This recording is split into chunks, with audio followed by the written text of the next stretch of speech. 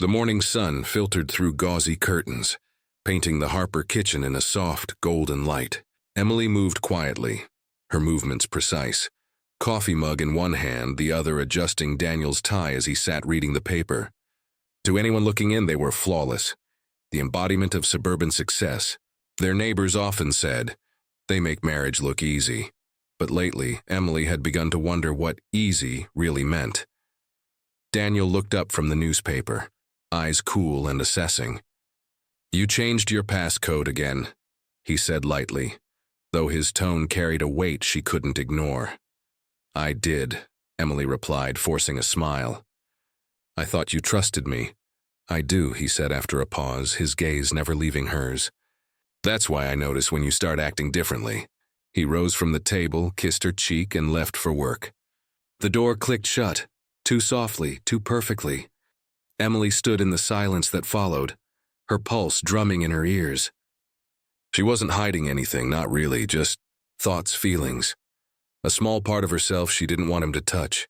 The house, once warm, now felt staged, as if every photo frame, every scented candle existed only for display. She wandered to the living room and stopped by their wedding portrait. Daniel's arm was around her waist, both smiling at the camera, but his fingers gripped her tightly, leaving faint bruises she'd covered with foundation. Her phone buzzed on the counter. A message flashed, unknown number. Still pretending? Her breath caught. She glanced at the door, half expecting Daniel to burst back in. When nothing happened, she locked the phone and tucked it away.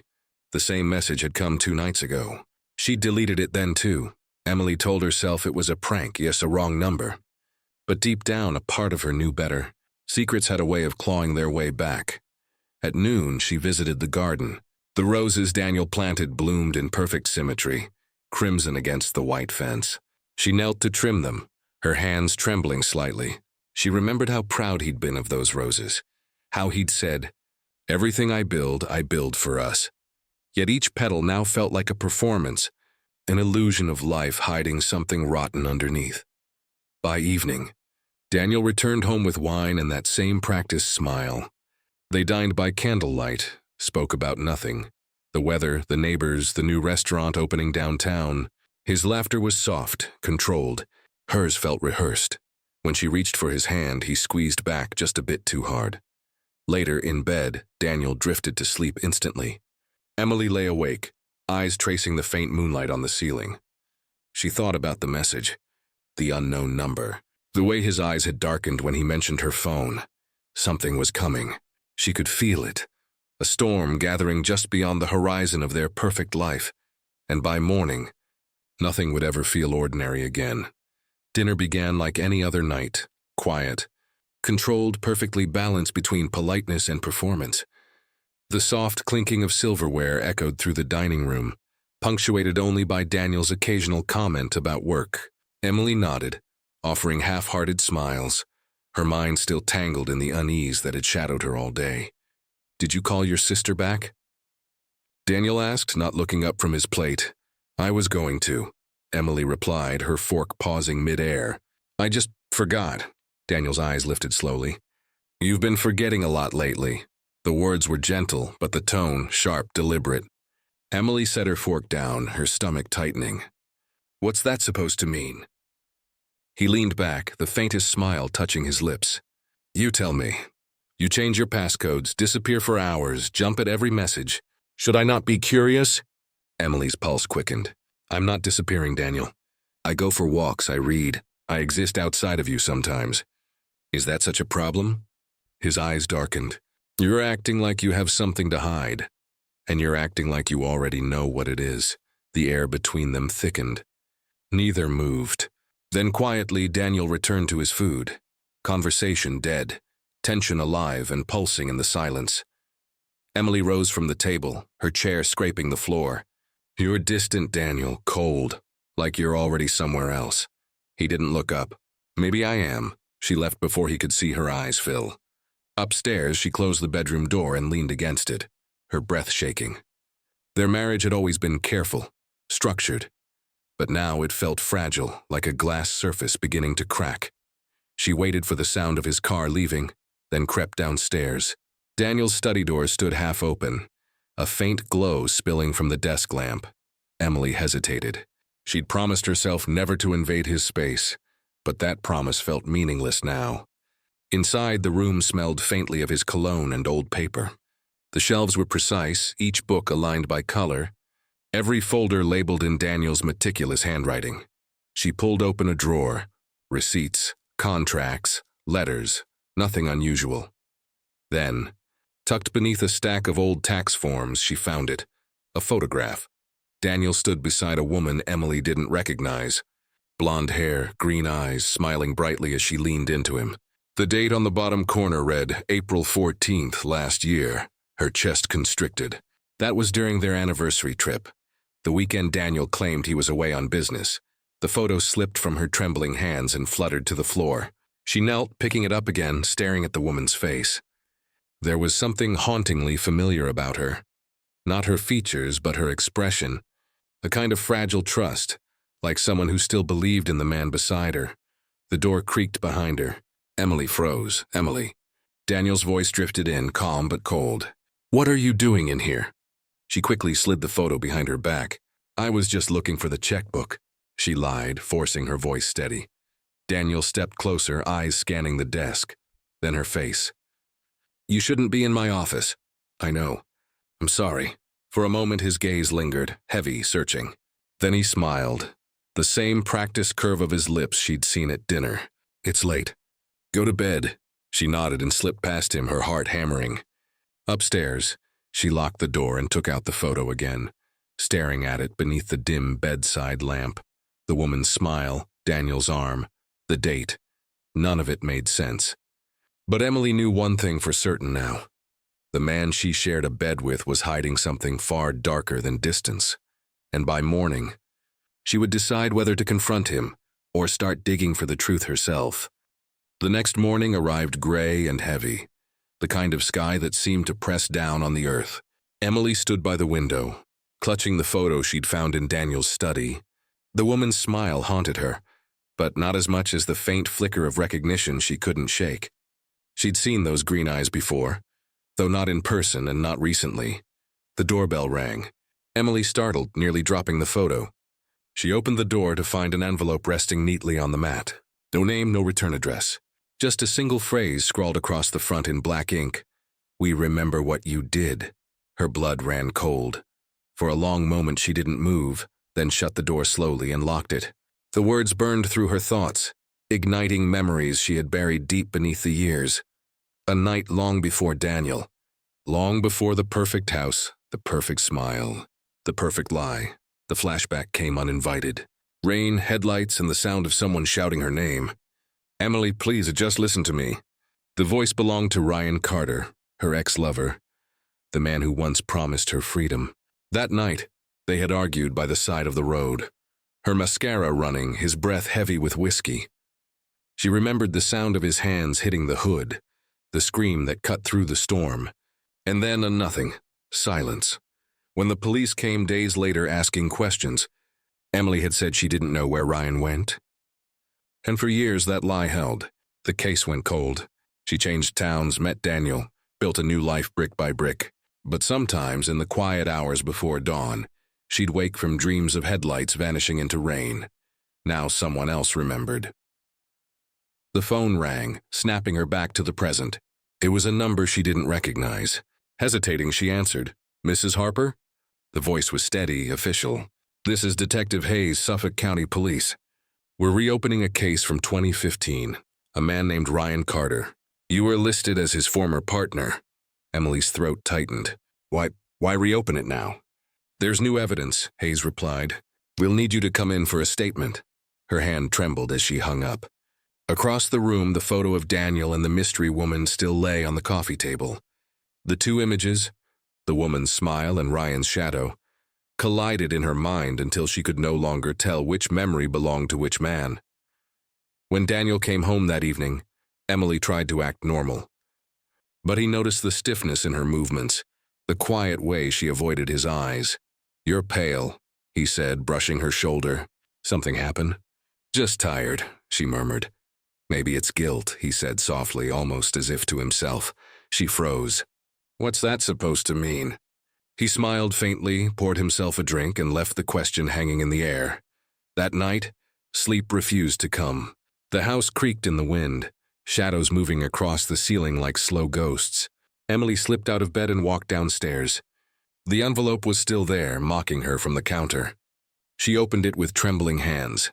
Inside was a photograph. Not of Daniel this time, but of her. Standing beside Ryan Carter, the picture was old, but the caption written across the bottom was new. "You lied to us all." Her knees gave out. The walls seemed to close in, the air thick with dread. She understood now. Whoever was behind this knew everything. And worse, they were just getting started. The next morning was eerily quiet, the kind of silence that pressed against the walls like a held breath. Emily sat at the kitchen table, staring at the photograph of her and Ryan, the one from the anonymous envelope. She hadn't told Daniel about it. She couldn't. Every instinct screamed that he already knew more than he should. A soft thud at the door broke the stillness. Emily rose slowly, heart pounding.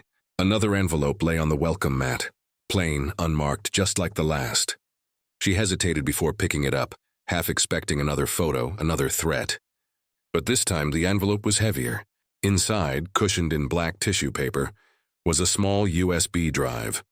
For several minutes she simply stared at it, her fingers trembling.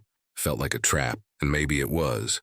But curiosity, fear, and a strange need for truth overrode her caution.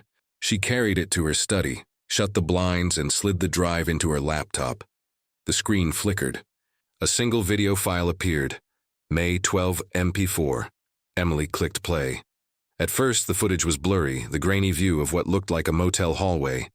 The camera angle tilted, steadying on a door marked Room 9. Seconds later, Daniel appeared. Her husband. He wore the same black coat she'd bought him last winter. He looked calm, too calm, as he knocked once, twice. The door opened and the woman from the photograph stepped out. Blonde hair, green eyes, the same confident smile. Emily's breath hitched. They spoke softly, their words lost under the hum of static. Daniel stepped closer, his hand brushing the woman's arm. She laughed. The camera zoomed in slightly, capturing Daniel leaning in as if to whisper something. Then the image jolted, shaking violently. A sound burst through the speakers. A scream, sharp, human. Then darkness. The screen froze. The timestamp stopped at 02:14. Emily's reflection stared back at her from the black monitor, pale, wide-eyed, shaking. She slammed the laptop shut. The scream echoed in her ears long after the video ended. It hadn't sounded like the woman's voice. It had sounded deeper, angrier, almost. Emily stood pacing the room, her thoughts unraveling. Was Daniel cheating? Or was this something far worse? The photo, the message, the reopened case. Everything felt connected now. Threads of a truth she was terrified to pull.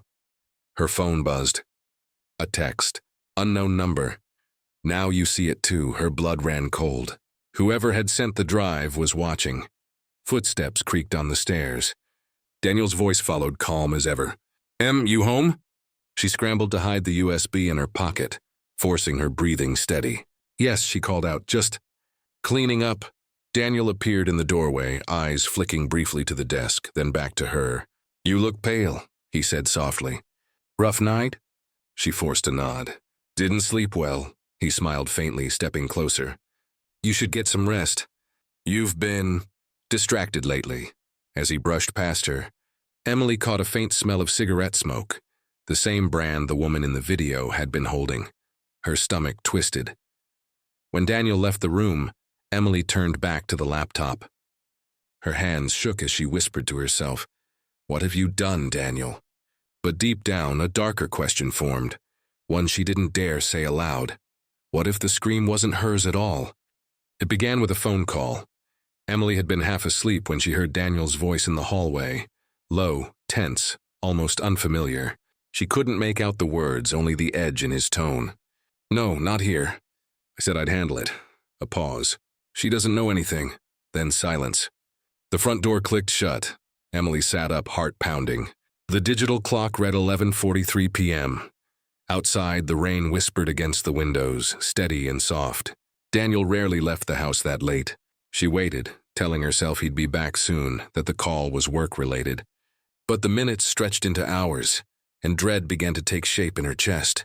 By 2 a.m., she was pacing the living room. His car keys were gone, his phone unanswered. When she called again, the automated voice repeated the same cold message. "The number you're trying to reach is unavailable." She thought of the USB drive, the scream, the woman's face, and the message that had followed. "Now you see it too." By morning, Daniel still hadn't returned. Emily's nerves were frayed raw. She finally picked up the phone and called the police. Her voice trembled as she said, "My husband didn't come home last night." 2 officers arrived within the hour. Detective Hayes and a younger partner, Officer Linton. Hayes carried the calm authority of someone who'd seen too many lives unravel. He listened carefully as Emily recounted Daniel's disappearance, nodding slowly. "When was the last time you spoke to him?" he asked. "Last night," Emily said. "He got a phone call and left. He didn't say where he was going." Hayes tilted his head. "Was that unusual for him?" She hesitated. "Lately." "Yes." He studied her, then glanced toward Daniel's study. "Mind if we take a look around?" Emily's instinct screamed no, but she forced a polite nod. "Of course." As they searched, Emily stood in the doorway, trying to look calm. Her heart hammered each time Hayes opened a drawer. She'd hidden the USB drive in her jewelry box upstairs. Safe for now. After several minutes, Hayes paused at the desk. He picked up the framed photo of Emily and Daniel, his thumb brushing over the glass. "You two seem close," he said. "We were," Emily murmured. He turned to her, his expression unreadable. "Mrs. Harper, I need to ask you something. Are you aware of a video circulating online? Footage of a man matching your husband's description at a motel the night before he disappeared?" The room seemed to tilt. "No," she said quickly, too quickly. "I don't know anything about that." Hayes's eyes lingered on her face, searching. "Interesting," he said softly, "because the timestamp on that footage matches a missing persons report we're cross-referencing.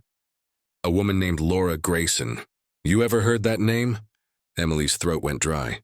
The name sounded faintly familiar. Then it hit her. "The woman from the photo?" "No," she whispered. Hayes exchanged a look with his partner. Strange coincidence, then. "You know what else is strange? Your name came up once before in another case. Ryan Carter, 2015. Ex-boyfriend reported missing." Emily froze. The room seemed to shrink. "That has nothing to do with this." "Maybe," Hayes said, pocketing his notebook. "But disappearances seem to follow you." When they finally left, Emily locked the door behind them and collapsed against it, shaking.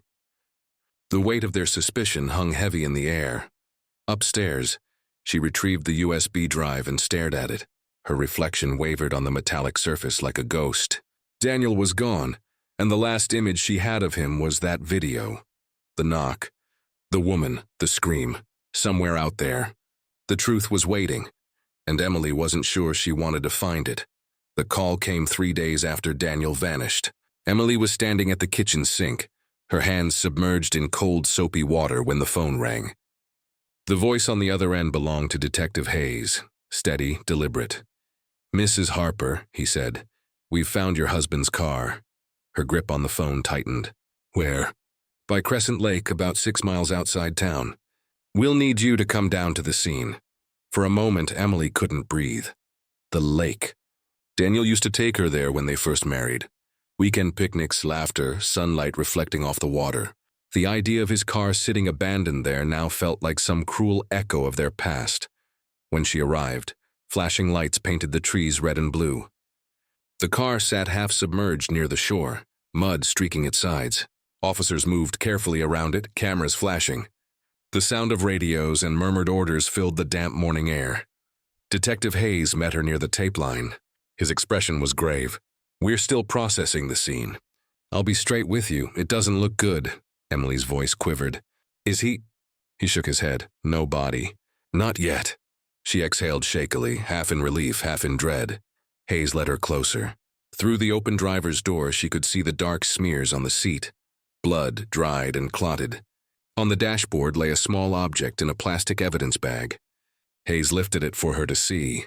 It was a silver ring, her ring, the one Daniel had given her on their 5th anniversary, engraved inside with E.H. Always. Her knees weakened. "That's mine.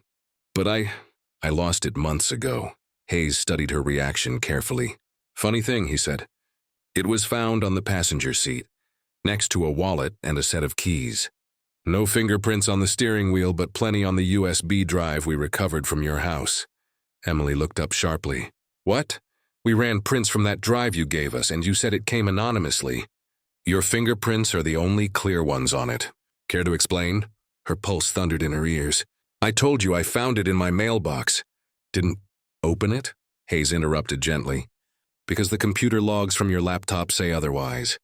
The video was accessed at 8:17 p.m., the same night your husband disappeared. Emily's breath hitched. You think I heard him? Hayes didn't answer. He gestured to one of the techs who approached holding a tablet. Surveillance footage, he said. From the gas station near Crescent Lake. Timestamp 11:58 p.m. the night Daniel vanished. The screen showed grainy night vision, a woman stepping out of a car.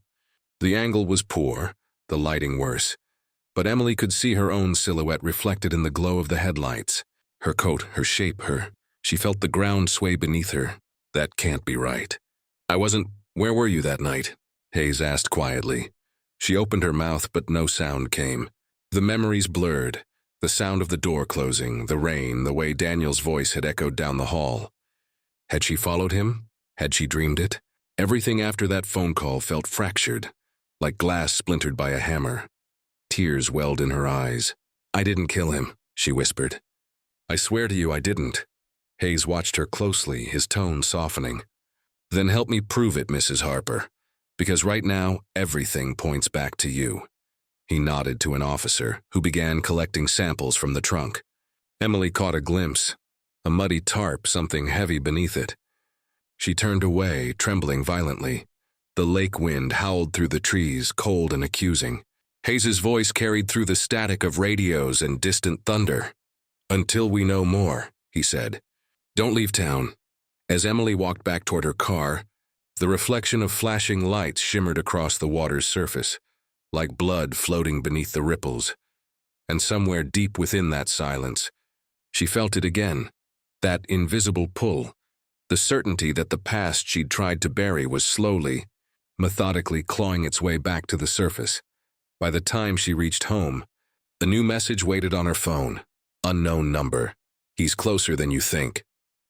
Detective Hayes sat alone in his office long after the sun had set, a cold cup of coffee at his elbow, and Daniel Harper's phone records glowing on his screen. For 3 days he had combed through every call, every text, every transaction.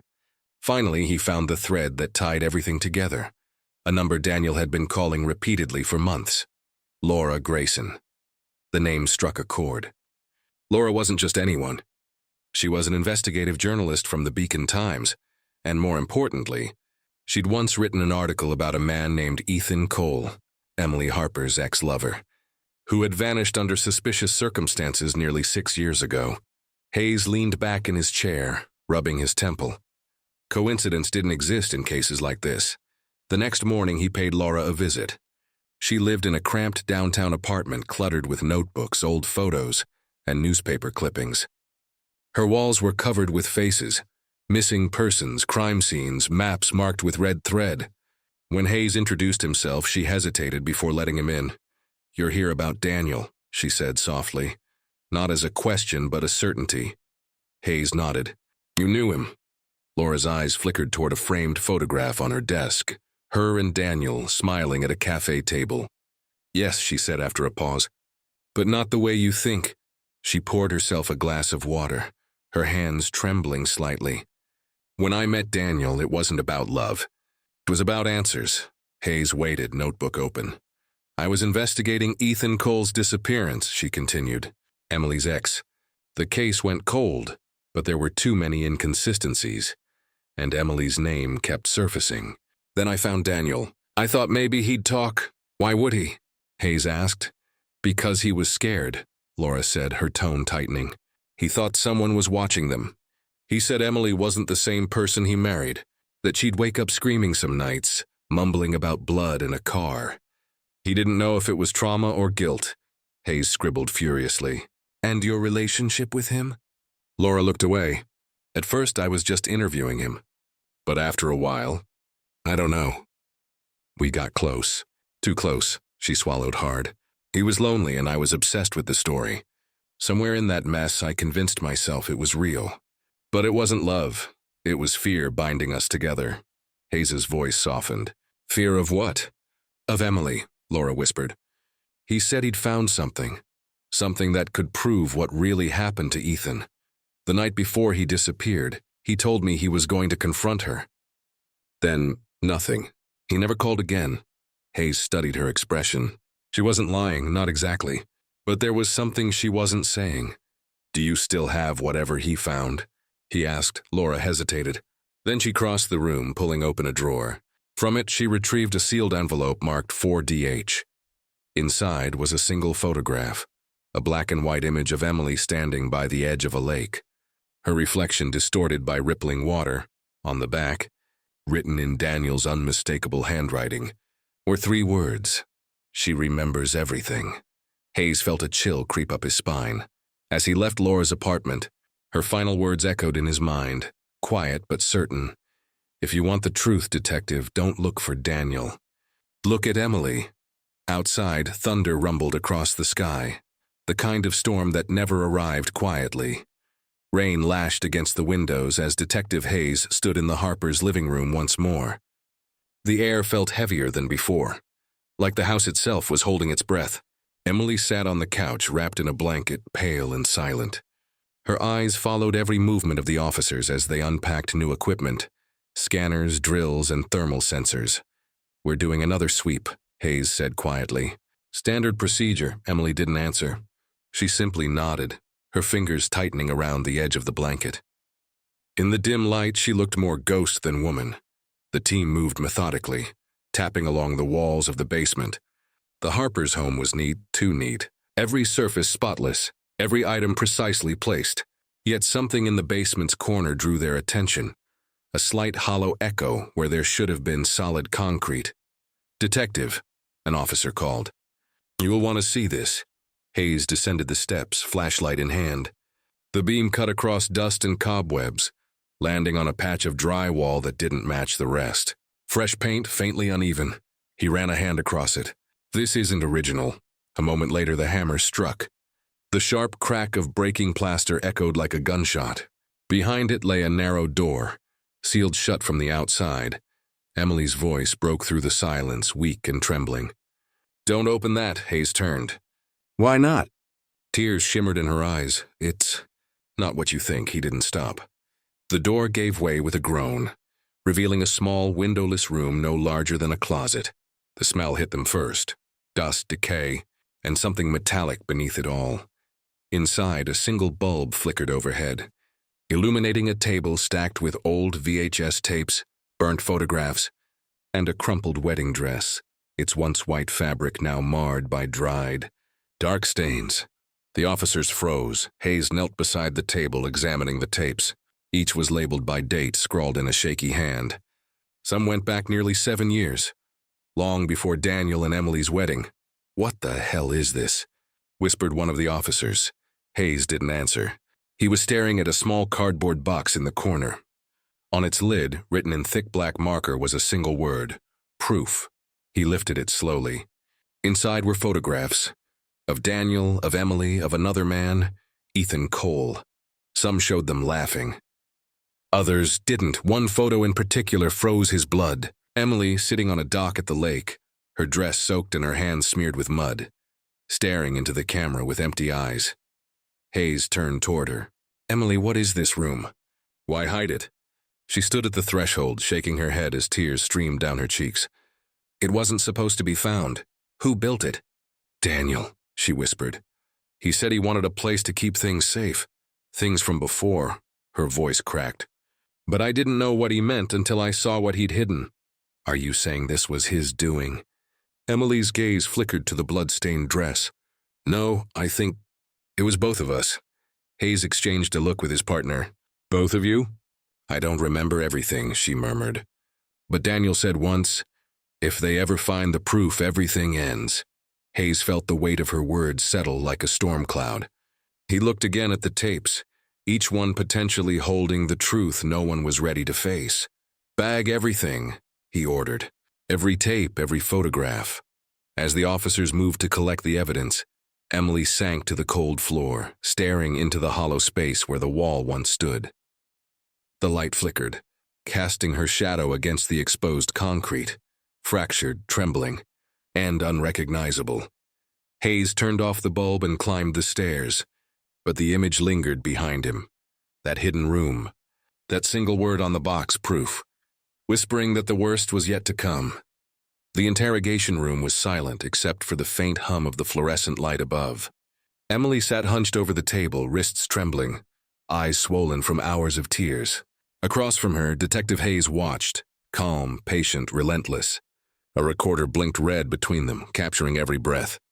"Emily," Hayes said quietly, "you've been sitting here for 3 hours.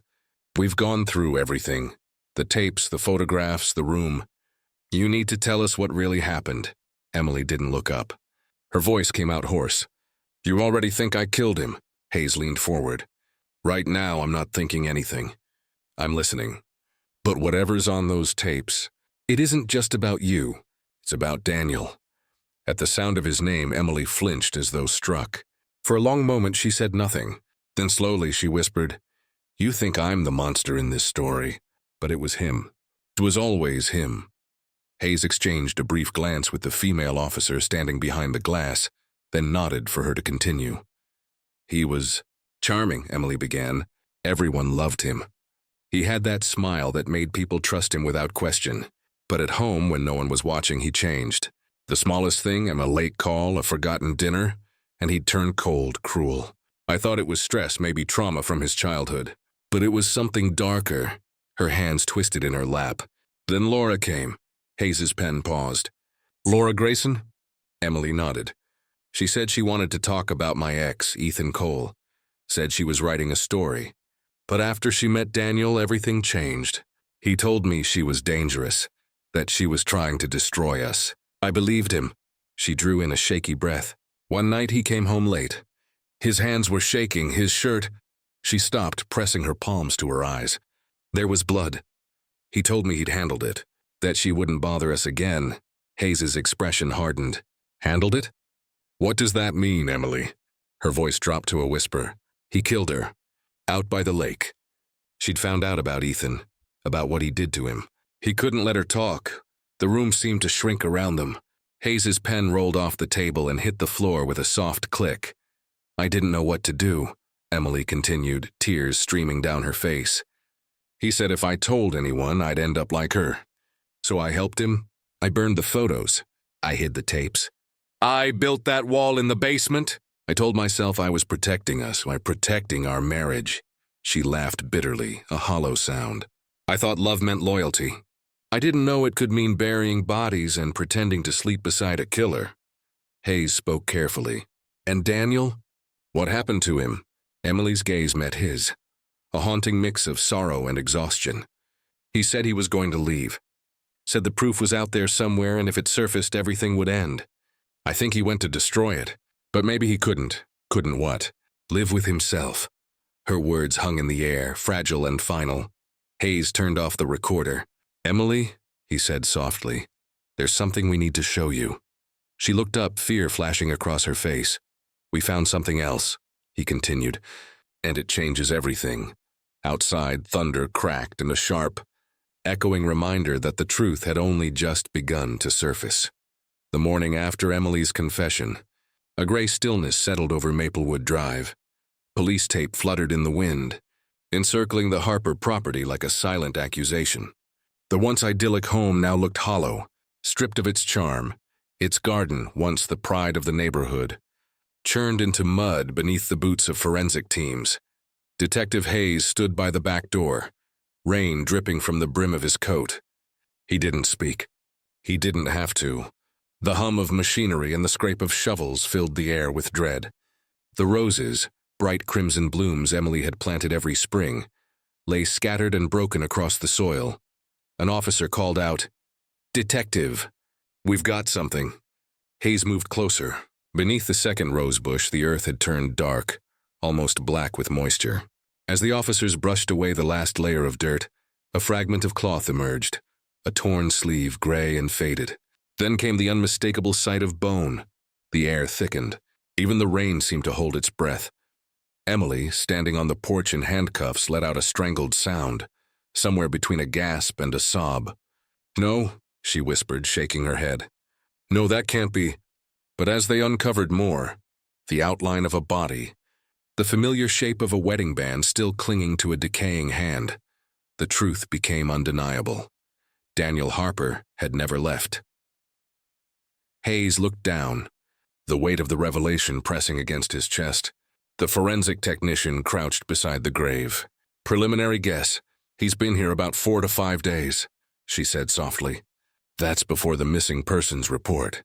Hayes's jaw tightened. "Before Emily called." Emily swayed on her feet, her breath coming in shallow bursts. "He said he wouldn't let me leave," she murmured, almost to herself. "I tried. I really tried." Hayes turned toward her. "Tell me what happened, Emily. All of it." Tears streamed down her face as she stared at the broken garden. "That night, the night I found the tapes, now he came home angry. Said I'd betrayed him, that I'd ruined everything. He said Laura's death wasn't his fault, that she made him do it, just like I was making him now. He grabbed me," her voice cracked. "He said if I ever tried to leave, he'd make sure no one ever found me either." Her shoulders shook as she continued. "We fought. He hit me. I pushed back. He fell. His head hit the edge of the stone planter.